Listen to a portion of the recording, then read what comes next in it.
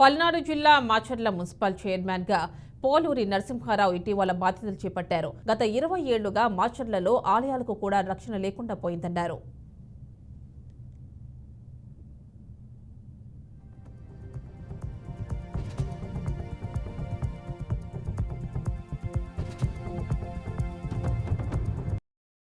సరఫరా చేస్తామని చెప్పి హామీ ఇచ్చిన గత పాలకులు హామీని గాలి వదిలేశారు.